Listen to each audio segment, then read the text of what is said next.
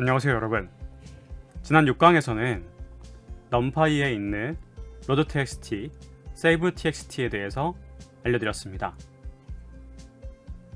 다음과 같이 예제 7, 8번을 기준으로 데이터를 불러와서 그것을 조작하기 위해서 함수까지 만들어가지고 간편하게 입력 txt 파일 이름만 넣으면 되도록 만드는 것을 배웠는데요. 그래서 이러한 txt 파일이 변경되고 새롭게 저장되는 것까지 해보았습니다. 이번 7주차에는 드디어 판다스라고 하는 라이브러리를 배우게 될 텐데요. 먼저 numpy의 마지막에 이것 하나를 말씀드리고 하겠습니다. 다음과 같이 특정 어레이를 만든 다음에 그 어레이에 덮어 씌우는 것에 대한 방법인데요. 다음에 100이라는 숫자를 3x3으로 넣고 싶다고 했을 때 이렇게 once로 먼저 선언을 하고 그때 shape을 3x3이라고 결정한 다음에 그 once, 즉 1에다가 100을 다 곱해서 이러한 어레이, 3x3 어레이를 만든 다음에 대입을 하는 그것이 가능하고요. B와 같이 일정 영역 안에 바로 숫자를 대입할 수도 있다는 것, 이러한 코드의 유연성에 대해서도 한번 생각해 보시면 좋을 것 같습니다. 앞서 6강에서 열성적인 학생분들께서 이런 부분을 해보시고 조언해 주시기도 하셨는데, 이런 것들을 어떻게 하면 조금 더 간편하게 할 수 있을까, 어떻게 하면 조금 더 실수 없이 할 수 있을까에 대한 고민을 해가시는 것이 매우 중요합니다. 7강에서 이런 업무를 한번 생각해 보겠습니다. 어떤 사람의 리뷰를 읽고 그 감정을 맞출 경우에 보너스를 받는다면, 이런 미션에서 여러분들은 그 리뷰에 감정을 맞추기 위해 분석을 해야 되겠죠. 이렇게 무비 데이터라고 하는 .csv 파일을 가져올 겁니다. CSV 파일은 콤마로 구분되어져 있는 값들인데요. 그래서 우리의 엑셀 파일들, 스프레드시트에서 확인해 볼 수 있는 파일 형식입니다. 이것을 지원하는 것이 바로 pandas.입니다. pandas.를 경험하신 분도 있으실 거고 아직 안 해보신 분도 계실 텐데요. 이 pandas.라는 것은 다음과 같은 학회에서 언급되어져 있었는데, 이 panel data의 약자라고 알려져 있습니다. 이 패널이 무엇인가, 사실 우린 영어권이 아닌 경우에 익숙하지 않은 단어일 수 있는데요. 그래도 어떤 데이터를 보는 것이구나, 이렇게 생각해 주시고, 이 panda라는 말이 common term이에요. 일상적으로 쓰이는 말인데 multi-dimensional data sets, 이 단수가 아니라 복수적인 그런 차원의 데이터셋에 대해서 이런 statistics, 통계학이라던가 econometric 같은 그 경제 지표 같은 것들을 말을 할 때 패널 데이터라는 말을 쓰게 된다는 거죠. 그래서 이걸 줄여서 펜다라고 했고, 뒤에 s가 왜 붙었는지 알아봤더니 여러 가지 의견들이 있지만 한 가지 유력한 단어는 analysis가 있습니다. 그래서 패널 데이터 애널리시스를 줄인 것이 펜데이스일 것이다 라고 사람들이 많이 생각을 하고 있더라고요. 이런 데이터를 이제 불러오기 위해서 pd.read_csv라고 해서 이 csv를 불러오는 전용 함수가 있습니다. 이렇게 불러온 다음에 df.head라고 하면 상위 몇 개의 데이터를 가져오게 되는데, 일단 3개의 데이터를 가져올게요. 그러니까 로우 인덱스로 012를 불러오겠죠.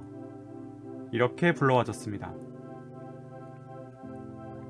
그래서 리뷰라는 헤더를 가지고 있는 이런 정보들, 여러분들이 어떤 상품 리뷰, 영화 리뷰들에 적으실 때 여기에 이제 한글로 적으시게 되겠죠.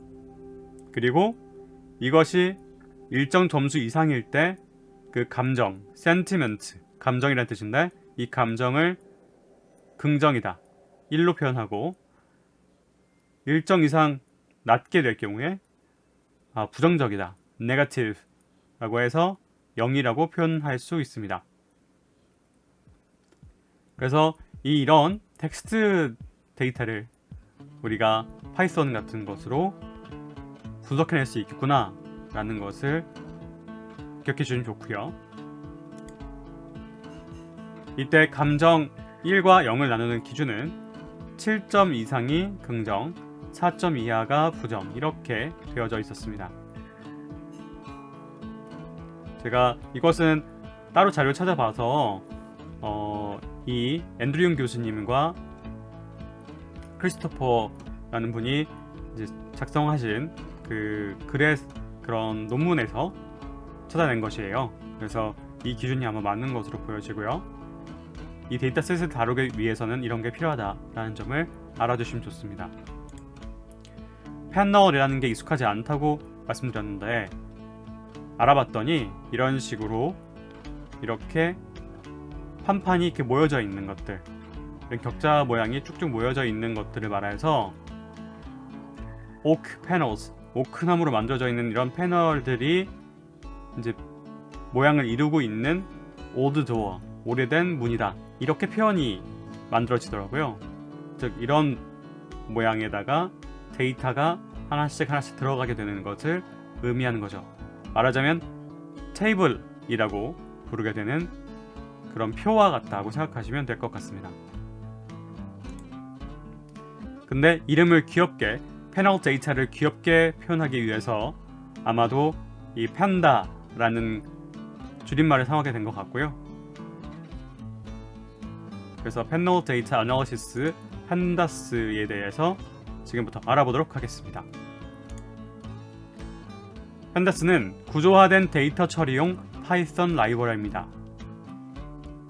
파이썬으로 엑셀이나 데이터 묶음을 다루기 위한 필요성이 있기 때문에 만들어진 라이브러리인데요. 구조화된 데이터의 처리를 지원하는 파이썬 라이브러리면서 고성능 어레이를 계산하는 라이브러리인 넘파이와 통합하여 강력한 스프레드시트 처리 기능을 제공하고 있습니다. 인덱싱도 당연히 가능하고요. 연산용 함수도 있고 전처리 함수 등도 제공하고 있습니다. 먼저 판다스에서 데이터 구조가 다음과 같습니다. 이렇게 인덱스가 있고요, 로우 인덱스가 있고 헤더가 있을 수가 있게 되는데, 우선 이런 하나의 인덱스당 하나의 value를 갖게 되는 시리즈라는 것이 있어요. 1년, 우리가 1년 번호 이런 말 하잖아요. 시리즈 넘버라고 말하죠. 그런 것처럼 이 1년의 어떤 데이터들이 있습니다. 그리고 이런 데이터가 쭉 모인 그런 테이블, 패널, 그것이 데이터 프레임이라고 불려집니다. 프레임은 우리가 틀 이렇게 기억하고 있잖아요. 그래서 틀이라고 기억하셔도 좋고, 앞서 패널과 마찬가지로 F니까 패널, 이것을 연결시켜서 기억하시는 것도 좋을 것 같습니다. 그래서 이렇게 짜여져 있는 프레임, 데이터 프레임을 하나하나 뜯어보면 하나의 시리즈로 연결되어 있을 것이다. 자, 일반적인 판다스의 활용은 다음과 같습니다. 이렇게 PD 불러와서요, with 아까 언더바 CSV 했던 것처럼 with 언더바 테이블로 데이터를 가져올 수가 있어요. 앞서 numpy의 load.txt, save.txt와 매우 유사하게 이렇게 with 언더바 테이블을 해주게 되면 .txt 파일을 가져올 수 있게 됩니다. 그 딜리미터와 마찬가지로 여기는 separate, 어떻게 나눠져 있다라는 것을 SEP echo 이렇게 표현하게 되거든요. 이렇게 해주고 우리가 지금 파이썬 쓰고 있으니까 엔진은 파이썬이고요. 그런 다음에 처음 몇 줄 이렇게 쓰려면 여기다가 5라고 적으면 처음 5줄이 불러와지겠죠. 그래서 이렇게 데이터가 불러와지고 그런 다음에 이 시리즈를 따로따로 볼 수도 있게 됩니다. 이 코드 1에 대해서 살펴보면 다음과 같이 pandas underbar data 1.txt 파일을 불러올 수 있게 되었습니다. SCP 탭이 역시나 기억돼야 되고요. 그렇게 해서 이 pandas underbar data 1 데이터를 가져오게 되는데요. 그래서 프린트를 해봤습니다. 헤드를 6개로 한번 확인해 봤는데요. 0번부터 5번까지 잘 불러와졌습니다.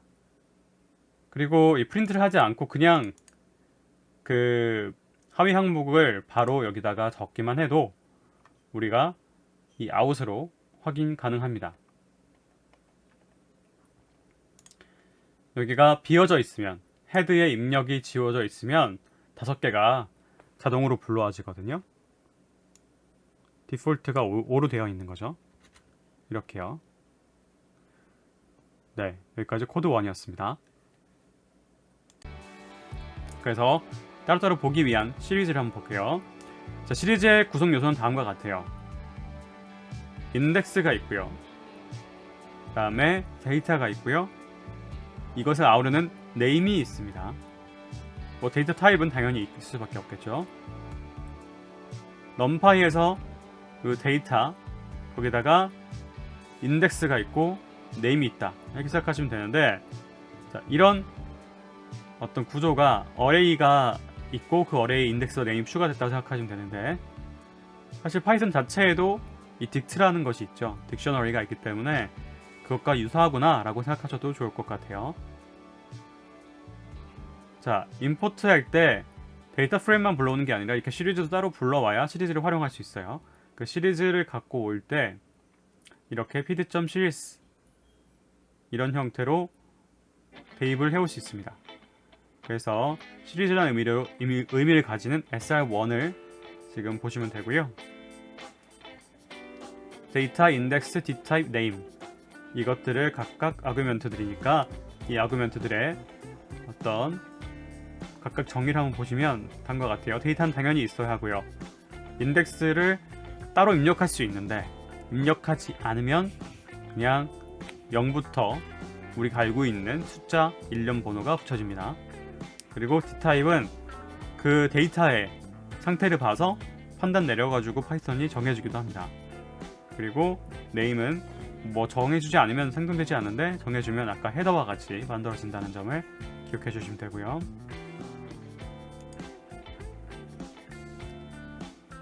다음에 이 pd.series 하고서 안에다가 데이터 equal 이런 어레이를 만들어주면 바로 시리즈가 만들어지는 것입니다. 이렇게 말이죠. 여기에 인덱스를 따로 넣지 않았기 때문에 0부터 4까지 인덱스가 자동으로 만들어졌어요. 다음으로는 데이터 타입 같은 경우에도 여기는 지금 현재에는 뭐 따로 입력을 넣지 않았기 때문에 없고요. 그 int 64로 자동으로 맞춰지게 되었습니다. 이렇게 인덱스를 만들어 놓으면 이제 여러 칼럼이 여러 시리즈가 있을 때 이 인덱스를 기준으로 맞춰지게 됩니다. 자, 시리즈를 만드는 방법 다음 방법입니다. 인덱스를 따로 지정해 주는 거죠. 다음과 같이 A, B, C, D, E 이렇게 우리가 이름을 붙여서 넣을 수 있고 이렇게 붙여진 이름에 따라서 데이터와 연결이 되는 거죠.